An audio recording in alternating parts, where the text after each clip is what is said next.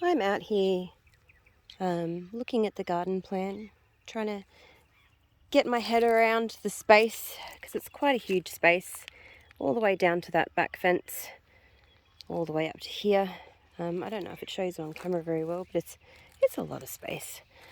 I'm going to start off with the gazebo-y area as the main focal point to begin with, and move everything around that space. We'd sort of flattened this area when we moved in late last year, and to have somewhere to put the blow-up swimming pool for the summer just to cool off. So it's not completely level, but it's pretty close to. It tilts a little bit back this way, so it does need some fixing up and everything, but I figured it's a good starting point. As you can see, we've got the table out here with the chairs at the moment, but I've pulled the garden beds out that we've got. I'm going to try and repurpose the things that we've got instead of buying new things, and I'm going to try and reclaim a heap of stuff as well. So the plan is to square that up and level it off, pave it, put a pergola around it, twinkly fairy lights and stuff, have these garden beds be the corners, so backfill all in there, backfill all up in that corner and square it off there as well. That middle garden bed I've just popped there for now because I was trying to get an idea of 4 feet. I just seem to have like this, my brain seems to work a little better in feet when trying to envisage the spaces.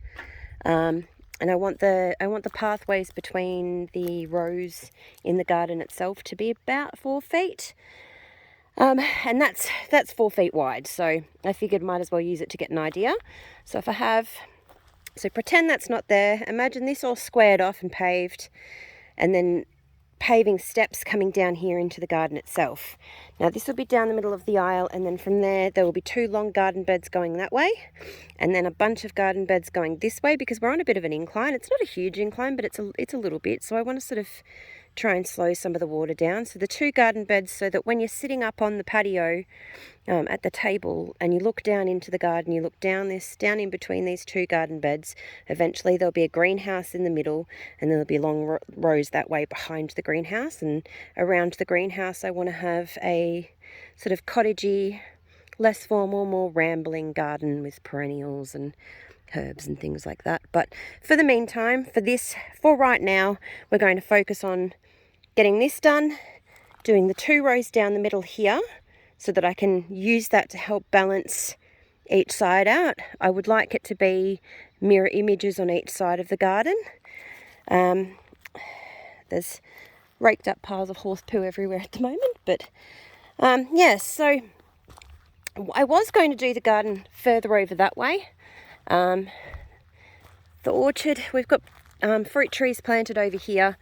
I did have chickens all in here with them and free ranging as well, but we had a fox take out our entire flock about a week and a half, nearly 2 weeks ago now. So I'm using this as an opportunity to completely clear it out and rearrange some things.